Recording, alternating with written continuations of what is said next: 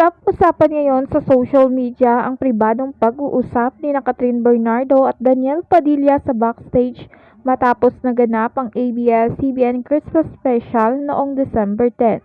Pinuntahan di umano ni kapamilya star Daniel Padilla sa dressing room ang ex-girlfriend niyang si Catherine Bernardo para kausapin sa ginanap na ABS-CBN Christmas Special kamakailan.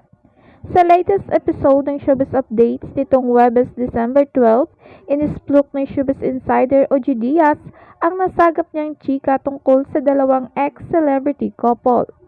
Ayon kay Ogie, yun nga ang chika sa akin, nagkita ang dalawa, si Catherine at Daniel.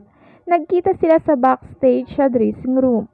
Bigla raw may dalang flowers itong si DJ.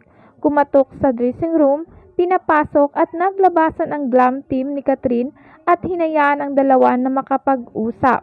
Ito na ba ang comeback ng Katniel?